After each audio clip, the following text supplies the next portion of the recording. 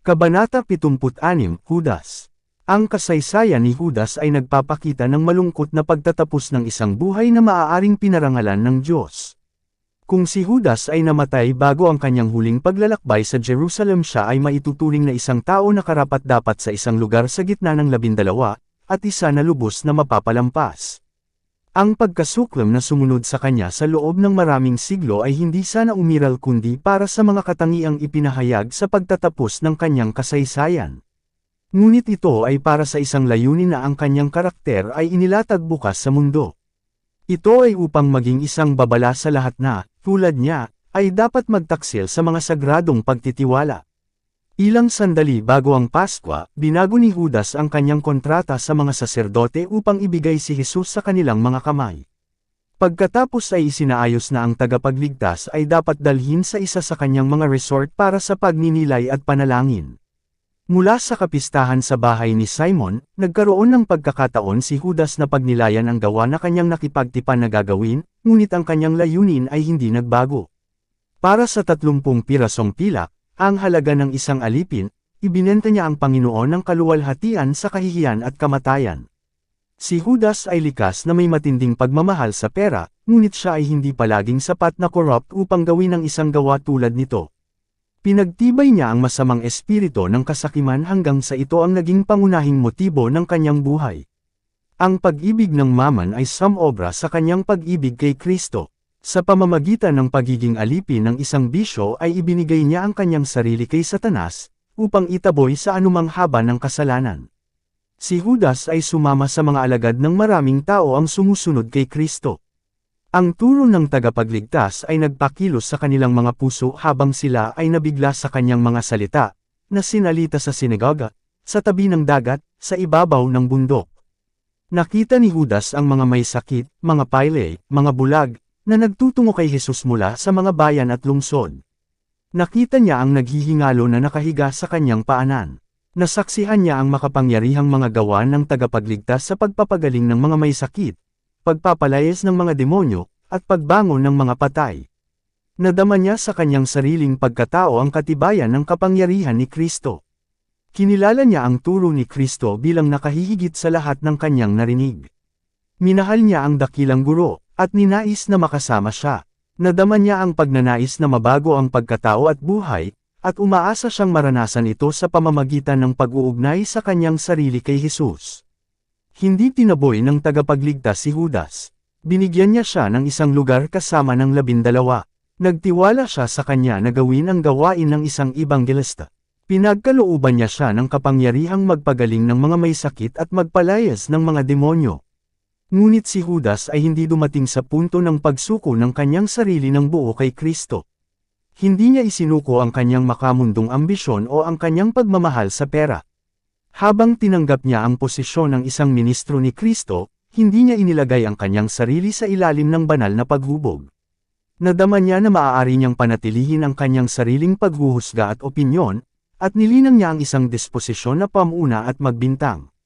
Si Judas ay lubos na iginagalang ng mga alagad, at nagkaroon ng malaking impluwensya sa kanila. Siya mismo ay may mataas na opinyon sa kanyang sariling mga kwalifikasyon, at tinitingnan ng kanyang mga kapatid bilang lubhang mababa sa kanya sa paghatol at kakayahan. Hindi nila nakita ang kanilang mga pagkakataon, naisip niya, at sinasamantala ang mga pangyayari. Ang simbahan ay hindi kailanman uunlad sa gayong mga lalaking walang pananaw bilang mga pinuno. Si Pedro ay mapusok, lilipat siya ng walang pagsasaalang-alang. Si Juan, na nag-iingat sa mga katotohanang nahulog mula sa mga labi ni Kristo, ay tiningnan ni Judas bilang isang mahirap na financier. Si Mateo, na ang pagsasanay ay nagturo sa kanya ng katumpakan sa lahat ng bagay, ay napaka-partikular tungkol sa katapatan, at palagi niyang pinag-iisipan ang mga salita ni Kristo, at naging lubos na nakatuon sa mga iyon na, gaya ng iniisip ni Judas, hindi siya mapagkakatiwalaang gumawa ng matalas, negosyong malayo ang nakikita. Sa gayon ay binaygo ni Judas ang lahat ng mga alagad, at nambobola ang kanyang sarili na ang iglesia ay kadalasang dadalhin sa kalituhan at kahihiyan kung hindi dahil sa kanyang kakayahan bilang isang tagapamahala. Itinuring ni Judas ang kanyang sarili bilang isang may kakayahan na hindi madadaanan.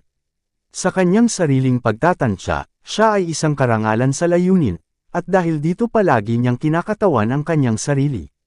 Si Judas ay nabulag sa sarili niyang kahinaan ng pagkatao, at inilagay siya ni Kristo kung saan siya magkakaroon ng pagkakataon na makita at maitama ito. Bilang ingat yaman ng mga alagad, siya ay tinawag na maglaan ng mga pangangailangan ng maliit na samahan, at magbigay ng mga pangangailangan ng mga dukha. Noong nasa silid ng Paskwa, sinabi ni Jesus sa kanya, "Ang ginagawa mo, ay gawin mo kaagad." Juan Kapitulo 13 versikulo 27, inisip ng mga disipulo na inutusan niya siyang bumili ng kailangan para sa pista, o magbigay ng isang bagay sa mahihirap. Sa paglilingkod sa iba, maaaring nagkaroon si Judas ng di makasariling espiritu. Ngunit habang nakikinig araw-araw sa mga aral ni Kristo at nasaksihan ang kanyang di makasariling buhay, pinasyahan ni Judas ang kanyang mapag-imbot na disposisyon.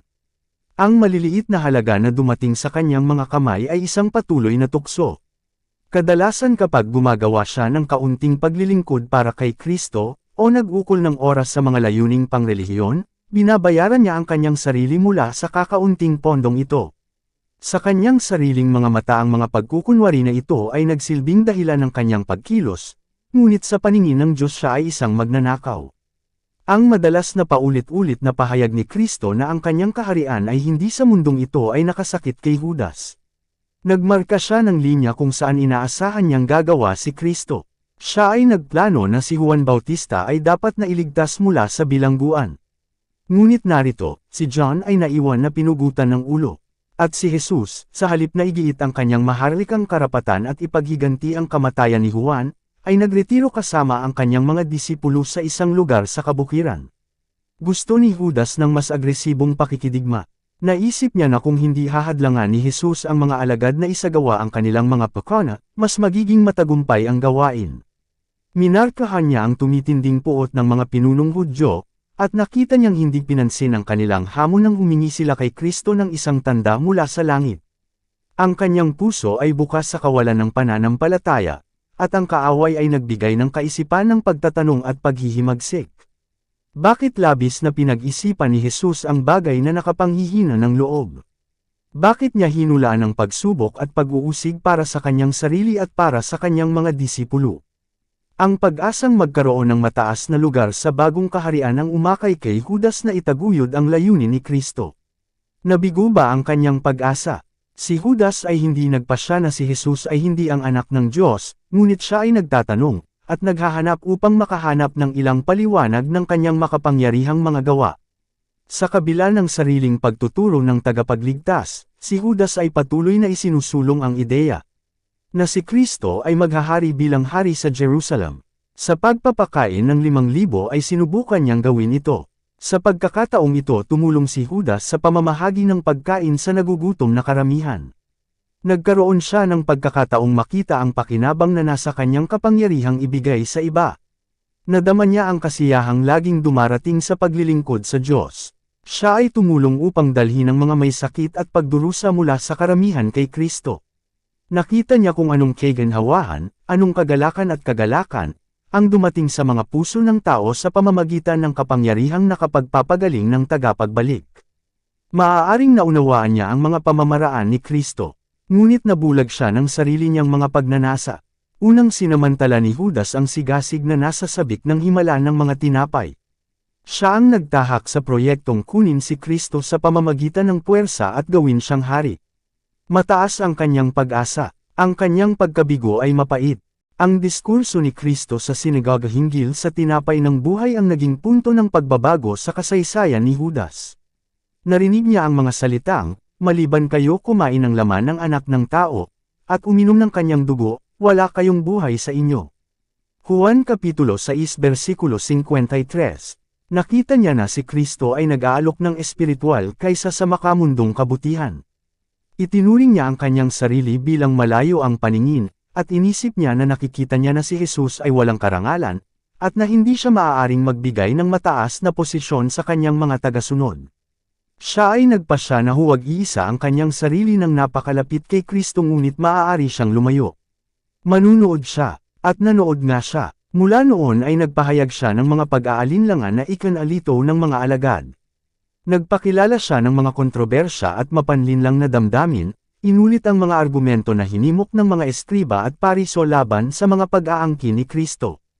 Ang lahat ng maliliit at malalaking kaguluhan at mga krus, ang mga kahirapan at ang maliwanag na mga hadlang sa pagsulong ng ebanghelyo, binibigyang kahulugan ni Judas bilang mga ebidensya laban sa katotohanan nito. Siya ay magpapakilala ng mga teksto ng kasulatan na walang kaugnayan sa mga katotohanang inihaharap ni Kristo.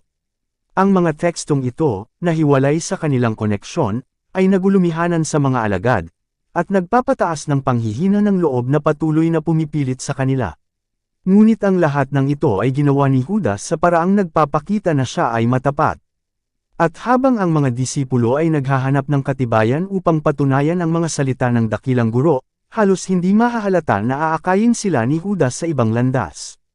Kaya sa isang napaka-relihiyoso, at tila matalino, na paraan ay inilalahad niya ang mga bagay sa ibang liwanag mula sa ibinigay sa kanila ni Jesus, at inilakip sa kanyang mga salita ang isang kahulugan na hindi niya ipinarating. Ang kanyang mga mungkahi ay patuloy na kapana-panabik sa isang ambisyosong pagnanais para sa temporal na kagustuhan, at sa gayon ay ibinabalik ang mga disipulo mula sa mahahalagang bagay na dapat nilang isaalang-alang. Ang hindi pagkakaunawaan kung alin sa kanila ang dapat na pinakadakila ay karaniwang ikinatuwa ni Judas. Nang iharap ni Jesus sa mayamang batang pinuno ang kalagayan ng pagiging alagad, hindi nasiyahan si Judas. Naisip niya na may nagawang pagkakamali. Kung ang mga lalaking gaya ng pinunong ito ay may ugnay sa mga mananampalataya, tutulong silang itaguyod ang layunin ni Kristo. Kung si Judas ay tinanggap lamang bilang isang tagapayo, naisip niya, maaari siyang magmungkahi ng maraming mga plano para sa kapakinabangan ng maliit na simbahan. Ang kanyang mga prinsipyo at pamamaraan ay medyo naiiba sa kay Kristo, ngunit sa mga bagay na ito ay inisip niya ang kanyang sarili na mas matalino kaysa kay Kristo. Sa lahat ng sinabi ni Kristo sa kanyang mga disipulo, mayroong isang bagay na, sa puso, ay hindi sumang-ayon si Judas. Sa ilalim ng kanyang impluwensya ang lebadura ng kawalang kasiyahan ay mabilis na gumagawa ng gawain nito. Hindi nakita ng mga disipulo ang tunay na kalayaan sa lahat ng ito, ngunit nakita ni Jesus na ipinahahayag ni Satanas ang kanyang mga katangian kay Judas, at sa gayon ay nagbubukas ng daan upang maimpluwensyahan ang ibang mga disipulo. Ito, 1 taon bago ang pagkakanulo, ipinahayag ni Kristo. Hindi ba pinili ko kayong 12, sabi niya, at isa sa inyo ay dyablo. Juan Kapitulo 6 versikulo 70. Ngunit si Judas ay hindi gumawa ng hayagang pagsalungat, o tila nagtatanong sa mga aral ng tagapagligtas. Hindi siya gumawa ng panlabas na pag-ungol hanggang sa oras ng kapistahan sa bahay ni Simon. Nang paira ni Maria ang mga paa ng tagapagligtas, ipinakita ni Judas ang kanyang mapag-imbot na disposisyon. Sa pagsaway ni Jesus ang kanyang mismong espiritu ay tila naging apdo. Ang nasugatan na pagmamataas at pagnanais na maghayganti ay bumagsak sa mga hadlang, at ang kasakiman sa mahabang panahon ay nagpapanatili sa kanya sa kontrol. Ito ang magiging karanasan ng bawat isa na nagpapatuloy sa pakikialam sa kasalanan. Ang mga elemento ng kasamaan na hindi nilalabanan at nadarag, ay tumutugon sa tukso ni Satanas, at ang kaluluwa ay dinadalang bihag sa kanyang kalooban. Ngunit si Judas ay hindi pa ganap na tumigas. Kahit na pagkatapos niyang 2 beses na ipinangako ang kanyang sarili na ipagkanulo ang tagapagligtas, nagkaroon ng pagkakataon para sa pagsisisi. Sa hapunan ng Paskwa pinatunayan ni Jesus ang kanyang pagkadyos sa pamamagitan ng paglalahad ng layunin ng taksil. Magiliw niyang isinama si Judas sa ministeryo sa mga alagad. Ngunit ang huling apela ng pag-ibig ay hindi pinansin. Pagkatapos ay napagdesisyonan ang kaso ni Judas, at ang mga paa na hinugasan ni Jesus ay napunta sa gawain ng nagkanulo. Nangatuwiran si Judas na kung si Jesus ay ipapako sa krus, ang kaganapan ay dapat mangyari. Ang kanyang sariling gawa sa pagtataksil sa tagapagligtas ay hindi magbabago sa resulta. Kung si Jesus ay hindi mamamatay, pipilitin lamang siya nitong iligtas ang kanyang sarili. Sa lahat ng pangyayari, may makukuha si Judas sa pamamagitan ng kanyang pagtataksil. Nabilang niya na siya ay gumawa ng isang matalim na bargain sa pagtataksil sa kanyang Panginoon. Si Judas, gayunpaman, ay hindi naniwala na papahintulutan ni Kristo ang kanyang sarili na arestuhin. Sa pagtataksil sa kanya, layunin niya na turuan siya ng leksyon. Nilalayo niyang gumanap ng isang bahagi na gagawing maingat ang tagapagligtas mula noon at retuhin siya ng may kaukulang paggalang.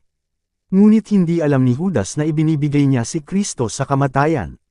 Gaano kadalas, tulad ng pagtuturo ng tagapagligtas sa pamamagitan ng mga talinghaga, ang mga eskriba at pariso ay nadala sa kanyang kapansin-pansing mga paglalarawan. Gaano kadalas nilang binigkas ang paghatol laban sa kanilang sarili. Kadalasan kapag ang katotohanan ay dinala sa kanilang mga puso, sila ay napuno ng galit, at nagsikuha ng mga bato upang ihagi sa kanya, ngunit muli at muli siya ay nakatakas.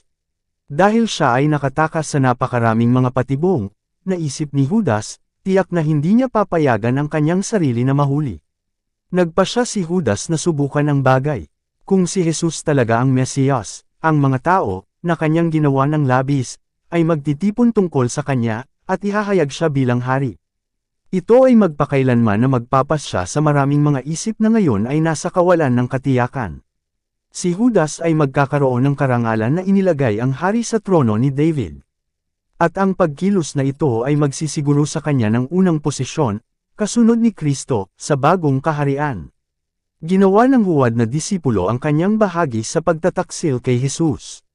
Sa hardin, nang sabihin niya sa mga pinuno ng mga mandurumog, kung sino man ang aking hahalikan, siya iyon, hawakan mo siya ng mahigpit.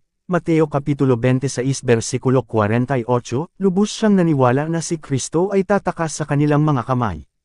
Kung siya ay sisihin nila, maaari niyang sabihin, hindi ba sinabi ko sa iyo na hawakan mo siya ng mahigpit? Nakita ni Judas ang mga bumihag kay Kristo, na kumikilos ayon sa kanyang mga salita, na nakagapos sa kanya ng mahigpit. Sa pagkamangha nakita niya na hinayaan ng tagapagligtas ang kanyang sarili na akayin palayo. Sabik siyang sumunod sa kanya mula sa hardin hanggang sa paglilitis sa harap ng mga pinunong Hudyo. Sa bawat paggalaw ay hinahanap niya siya upang sorpresahin ang kanyang mga kaaway, sa pamamagitan ng pagpapakita sa harap nila bilang anak ng Diyos, at itinatakwil ang lahat ng kanilang mga pukana at kapangyarihan. Ngunit habang lumilipas ang oras-oras, at nagpasakop si Jesus sa lahat ng pang-aabusong ibinuntan sa kanya, isang kakilakilabot na takot ang dumating sa taksil na ipinagbili niya ang kanyang Panginoon sa kanyang kamatayan. Habang malapit nang matapos ang paglilitis, hindi na natiis ni Judas ang pagpapahirap sa kanyang nagkasalang budi. Biglang umalangaw-ngaw ang isang paos na boses sa bulwagan, na nagpapadala ng kilig ng takot sa lahat ng puso, siya ay inosente, patawarin mo siya, O Caiaphas. Ang matangkad na anyo ni Judas ay nakita na ngayon na dumaan sa gulat na karamihan. Ang kanyang mukha ay mapotla at haggard, at malalaking patak ng pawis ang namumuo sa kanyang noo. Nagmamadaling pumunta sa trono ng paghatol, inihagis niya sa harap ng mataas na saserdote ang mga piraso ng pilak na naging halaga ng pagkakanulo sa kanyang Panginoon. Sabik na hinawakan ang balabal ni Caiaphas, nakiusap siya sa kanya na palayain si Jesus, na nagpahayag na wala siyang ginawang karapat-dapat sa kamatayan. Galit na tinalikuran siya ni Caiaphas, ngunit nalilito, at hindi alam kung ano ang sasabihin. Nahayag ang kataksilan ng mga pari. Maliwanag na sinuhulan nila ang alagad upang ipagkanulo ang kanyang guro. Ako ay nagkasala, muling sumigaw si Judas, sa aking pagtataksil sa walang sala na dugo. Ngunit ang pinakapunong saserdote, na nakuhang muli ang kanyang sariling pag-aari, ay sumagot na may panunuya, ano iyon sa amin? Tignan mo yan. Mateo Kapitulo 27 versikulo 4. Ang mga saserdote ay handang gawin si Judas na kanilang kasangkapan, ngunit hinamak nila ang kanyang kabastusan. Nang lumingon siya sa kanila na may pagtatapat, tinanggihan siya ng mga ito. Si Judas ngayon ay lumuhad sa paanan ni Jesus, kinikilala siya bilang anak ng Diyos, at nakikiusap sa kanya na iligtas ang kanyang sarili. Hindi siniraan ng tagapagligtas ang kanyang nagkanulo. Alam niya na si Judas ay hindi nagsisi, ang kanyang pag-amin ay pinilit mula sa kanyang nagkasalang kaluluwa sa pamamagitan ng isang kakilakilabot na pakiramdam ng pagkondena at isang naghahanap ng paghatol, ngunit hindi siya nakadama ng malalim, nakakadurog na kalungkutan na kanyang ipinagkanulo ang walang bahid na anak ng Diyos, at itinanggi ang banal ng Israel. Ngunit si Jesus ay hindi nagsalita ng salita ng paghatol. Siya ay tumingin ng may awa kay Judas, at sinabi, sa oras na ito ay naparito ako sa sanglibutan. Isang bulungan ng sorpresa ang bumalot sa kapulungan. May pagkamangha nilang namasdan ang pagtitiis ni Kristo sa kanyang tagapagkanulo. Muling dumaan sa kanila ang pananalig na ang taong ito ay higit pa sa mortal. Ngunit kung siya ang anak ng Diyos, nagtanong sila, bakit hindi niya pinalaya ang kanyang sarili mula sa kanyang mga gapos at nagtagumpay laban sa kanyang mga nag-aakusa? Nakita ni Judas na ang kanyang mga pagsusumamo ay walang kabuluhan, at siya ay sumugod mula sa bulwagan na sumisigaw, "Huli na! Huli na!" Nadama niya na hindi siya mabubuhay upang makita si Jesus na ipinako sa krus, at sa kawalan ng pag-asa ay lumabas at nagbigti. Nang maglaon sa araw ding iyon, sa daan mula sa bulwagan ni Pilato hanggang sa Kalbaryo, naputol ang mga hiyawan at pangungutya ng masasamang tao na umaakay kay Jesus sa lugar ng pagpapako sa krus. Sa pagdaan nila sa isang retiradong lugar, nakita nila sa paanan ng walang buhay na puno, ang katawan ni Judas. Ito ay isang pinakanakapanghimagsik na tanawin. Ang kanyang bigat ay naputol ang kordon kung saan siya nagbigti sa puno. Sa pagbagsak, ang kanyang katawan ay labis na nabasag, at nilalamon na ito ng mga aso. Ang kanyang mga labi ay agad na inilibing ng hindi makita, ngunit nagkaroon ng mas kaunting pangungutya sa karamihan, at maraming maputlang mukha ang nagsiwalat ng mga iniisip sa loob. Ang paghihiganti ay tila dumadalaw na sa mga nagkasala sa dugo ni Jesus. Dito nagtatapos ang Kabanata 76. Para updated ka sa susunod na kabanata, ay huwag kalimutang mag-subscribe, mag-follow at mag-share sa ating channel Renilab TV. Maraming salamat po.